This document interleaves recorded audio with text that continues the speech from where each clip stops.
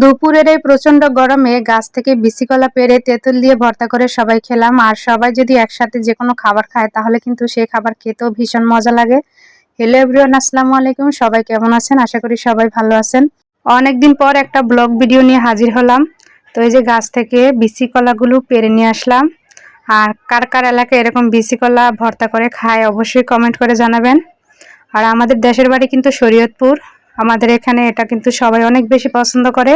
তবে বর্তমানে আমি ঢাকাতে যদিও থাকি, তো এই যে কলাগুলো প্রথমে ভালোভাবে ছিলে নিয়ে পরিষ্কার পানি দিয়ে ধুয়ে এখন একটা সবজি কাটার দিয়ে খুব সুন্দরভাবে কুচি কুচি করে কেটে নেওয়া হয়েছে।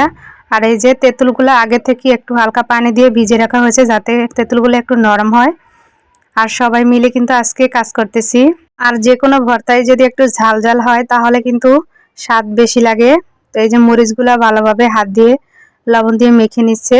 বিচিগুলোর সাথে কিন্তু একটা শসাও দিয়েছি, তাহলে ভর্তাটা একটু নরম হবে আর খেতেও কিন্তু ভীষণ ভালো লাগবে। দেখেন মরিচের কালারটা কত সুন্দর, দেখি জিভে জল চলে আসলো।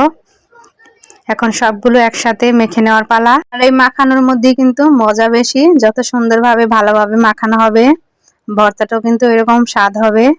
তো আগে এই যে মরিচ আর লবণের সাথে কলা আর এই যে শসাগুলো ভালো করে আগে মিশিয়ে নিবে। আমার তো মাখানো দেখেই জিভে জল চলে আসে, অনেকদিন পর আসলে ভর্তাটা খাইতেছি। আর কোন কোন এলাকায় এরকম বিচি কলা দিয়ে তেঁতুল দিয়ে মরিচ লবণ দিয়ে ভর্তা করে খান অবশ্যই কিন্তু কমেন্ট করে জানাবেন। তো কলাগুলো ভালোভাবে মাখানো হয়ে গেছে, এখন তেঁতুলগুলো দিয়েও কিন্তু ভালোভাবে মাখানো হয়েছে। এখন শুধু খাওয়ার পালা।